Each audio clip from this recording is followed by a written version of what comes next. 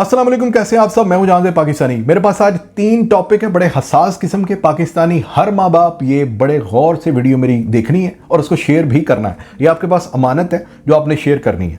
सबसे पहली बात, ये साथ तस्वीर चल रही है, फुटबॉल है जी। इसके ऊपर ला इलाहा इल्लल्लाह मुहम्मदुर रसूलुल्लाह लिखा हुआ है, जो हमारे कलमा तैयबा सऊदीया के झंडे पे होता है। इसको किसी ने फुटबॉल के ऊपर छाप दिया और ये सेल हो रहा है। ये जहां भी देखें आप इसके खिलाफ बोलें और इसके बाइकआउट करवाना है। कंपनी से भी बाइकआउट करवाना है जिसने ये छापा है, और सऊदीया की हुकूमत तक ये बात जानी चाहिए कि हमें ये कबूल नहीं है। और आप लोग लेजिस्लेशन करें अपने मुल्क में और ये कानून बनाने के दुनिया भर में कहीं पर भी फुटबॉल के ऊपर ये फ्लैग जो है वो नहीं आ सकता, क्योंकि उसके ऊपर मोहम्मद सल्लल्लाहु अलैहि वसल्लम का नाम है, उसके ऊपर अल्लाह पाक का नाम है।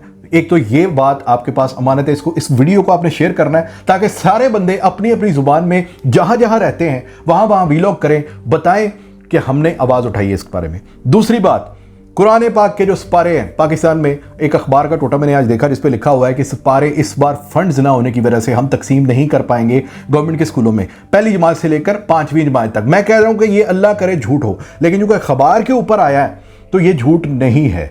अच्छा, बात हुई कि पिछले साल तो 80 लाख कॉपियां या 70 लाख कॉपियां तकसीम हुई थी, लेकिन इस बार पैसे नहीं है।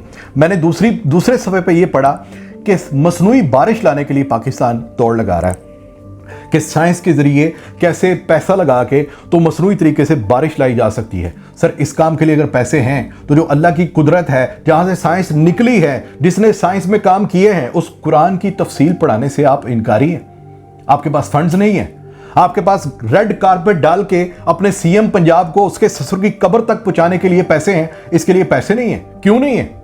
क्यों नहीं है आपके पास पैसे? हमने आपसे सेहत के मामले में कॉम्प्रोमाइज किया, हमने कहा ठीक है आप संभालें अपने गवर्नमेंट के अस्पताल, हम प्राइवेट इलाज करवा लेते हैं, करवा लिया। हमने एजुकेशन सिस्टम में, हमने पाकिस्तान के जो गवर्नमेंट के स्कूल फ्री एजुकेशन देते हैं, हमने वो छोड़ के प्राइवेट जाना शुरू कर दिया कि अगर आप मयार बेहतर नहीं कर सकते हम आपको छोड़ देते हैं, खलासी आपकी, हम प्राइवेट चले जाते हैं। लेकिन सर यहां हम क्या करें? यहां पर हम क्या करें? कुरान पाक देने के लिए आपके पास फंड्स नहीं है और अयाशियों के लिए फंड्स हैं। सिनेमा घर खोले गए, पिछले 16 महीने की हुकूमत में सिनेमा घर नए मुतारिफ करवाए गए। कहा गया जो फिल्म बनाएगा उससे टैक्स भी नहीं लिया जाएगा। और जो कुरान पाक के औराक हैं, जो कुरान पाक के सिपारे हैं, वो देने के लिए जहां पे सिर्फ लाखों रुपए फंड्स चाहिए, लाखों में, सिर्फ करोड़ों में, अरबों में नहीं, लाखों में फंड्स चाहिए, वो आपके पास फंड्स नहीं है। कैसे मुमकिन है? म्यूजिक टीचर भर्ती किए गए सिंध के स्कूलों में बच्चों के लिए कि जी टैलेंट उभार कर बाहर लेकर आओ। क्या बनाने का सोच रहे हैं सर? इस मुल्क की आवाम को क्या बनाना चाहते हैं? वेस्टर्न। अब आता हूं मैं तीसरे मुद्दे पे, जहां मैं बात करूंगा यूनिवर्सिटीज की। कचरा बनाकर रखा हुआ आप लोगों ने। आप किसी यूनिवर्सिटी में चले जाएं जहां पर ये लड़कियां लड़के इकट्ठे बैठ के बात करते हैं, पढ़ते हैं, उनको ओब्लाइज किया जाता है। मैं बड़ी सेंसिटिव बात करने जा रहा हूं, ये पेरेंट्स के लिए खास तौर पर। आप अपनी बेटी को अगर भेज रहे हैं तो आप मत सोचिएगा, मैं कोई तुक्का नहीं लगा रहा, मेरी बड़ी रिसर्च की है इसके ऊपर, मैं बात नहीं करता इसके ऊपर अमूमन कि यार लोग हर्ट ना हो। Sir it's not safe, it's not safe. जहां पर ये कहते हैं कि लड़के और लड़कियां इकट्ठे बैठ के पढ़ते हैं, इट्स नॉट सेफ। मैं बता रहा हूं आपको। बेशक ये वीडियो मेरी, हो सकता है फेसबुक भी इसके ऊपर कोई एक्शन ले ले कि जनाब ये बंदा जो है वो बड़ा बैकवर्ड है, ये बड़ा पीछे का सोचता है। It's not safe.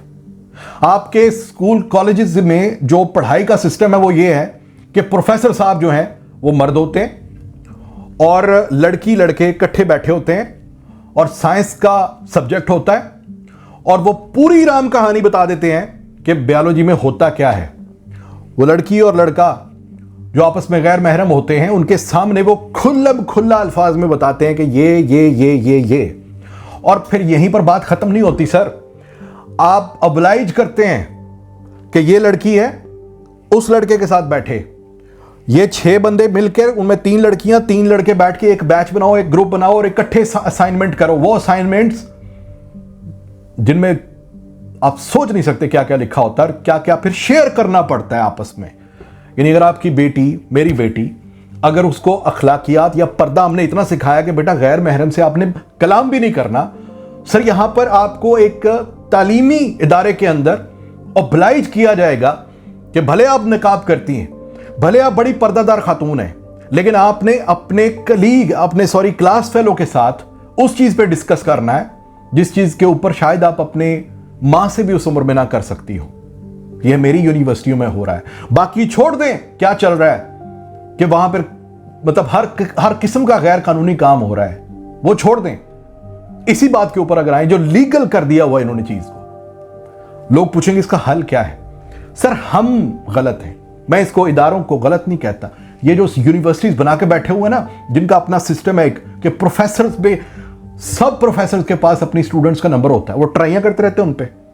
मेरे पास एविडेंसेस हैं, मैं देने को तैयार हूं, जहां मर्जी मुझे बुला लें, मैं आपको सारे एविडेंसेस दूंगा। आज तक बात इसलिए नहीं करता कि लोगों की इज्जत उछलेगी, नहीं उछालना चाहता, लेकिन जिस दिन आ गई बात, मैं सबूत दूंगा आपको क्या क्या हो रहा है और ये कौन कौन से प्रोफेसर क्या क्या काम कर रहे हैं। मेरे पास सारे रिकॉर्ड हैं। मैं आपको बताना सिर्फ ये चाह रहा हूं कि लोग कहेंगे कि इसका हल क्या है।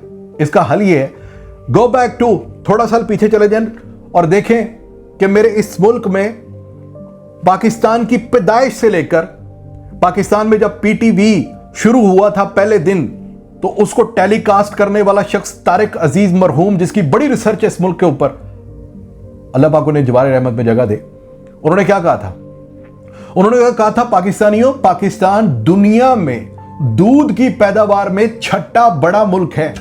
छठा बड़ा मुल्क, पूरे मुल्क ये 250 ममालिक अगर हैं तो उनमें छठे नंबर पे दुनिया भर में दूध पैदा करने वाला छठा बड़ा मुल्क है। लेकिन तुम्हारा एक एक बच्चा इंपोर्टेड दूध पिएगा, इंपोर्टेड दूध पिएगा। पी रहा है नहीं पी रहा? उन्होंने कहा था एक एक चीज तुम्हारी इंपोर्टेड यूज होगी। हो रही कि नहीं हो रही? ये वो तब बोलते थे जब अभी हम देसी घी इस्तेमाल करते थे। ये वो तब बोलते थे जब हम घर का जो गाय का दूध होता था वो पीते थे। ये वो तब की बातें। आज आप अपने नौमौलूद को जब डॉक्टर के पास लेकर जाते हैं और उसे थोड़ी सी शिकायत करते हैं कि बच्चा रो रहा है, तो वो सबसे पहले वो कहता है दूध छुड़वाओ इसका, और इसको दूध डिब्बे वाला पिलाओ। वो 4-4 हजार रुपए का डब्बा लेते हैं, पीते हैं। और बात यहां पर खत्म नहीं हो रही, बात यहां पर शुरू हो रही है। फिर वो फरमाते थे कि जब वो चाहेगा आपके बच्चों का दूध बंद भी कर देगा। यही होता है। अब अच्छा भला दूध पिला रहे हो ना, अफोर्ड कर रहे हो किसी तरीके से भी, कुछ भी बेच के दूध ले रहे हो ना, एकदम से मेडिकल स्टोर पे जाते हो, मेडिकल स्टोर वाला कहता है दूध आना बंद हो गया ये ब्रांड। अब फिर भागते हो डॉक्टर के पास, वो किसी और कंपनी का लिख देता है, वो किसी और मुल्क से आ रहा है। तो अब अपने दूध की पैदावार में छठा दुनिया का बड़ा मुल्क होने के बावजूद दूध आपका कंट्रोल हो रहा है बाहर से।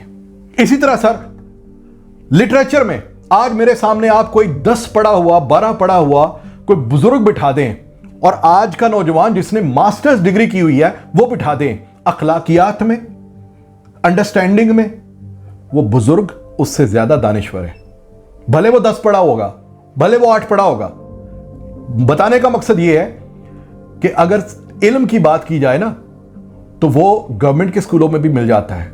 मैं आज तक गवर्नमेंट के इस निजाम से बड़ा खुश हूं कि आज भी गवर्नमेंट के स्कूलों में लड़कियों के स्कूल अलग हैं, लड़कों के स्कूल अलग हैं। मैं बड़ा राजी हूं इस बात पे। अल्लाह जिंदगी दे और अल्लाह ऐसी रखे इनको। खुदा के लिए ये इंतखाब मत करें। ये फैशन में बाकी सारी चीजें आपने तबाह कर ली, हेल्थ सिस्टम तबाह कर लिया। यानी टैक्स आप देते हैं अस्पतालों को भी, जाते आप कभी है नहीं, आप कहते नहीं आराम ही नहीं आता उधर से, आपका माइंड सेट बन गया हुआ है। उन्होंने और बिगाड़ दिया उसको क्योंकि आपने तवक्को कर ली, उन्होंने और डाउन कर लिया सिस्टम को, आप चले गए प्राइवेट में। एजुकेशन सिस्टम अगेन आपने कहा सही नहीं है, आप प्राइवेट में चले गए, उन्होंने बिल्कुल ही बेड़ा गर्क कर दिया। सर कम से कम इस पे ना ऐसा होने दें, ऐसा मत होने दें।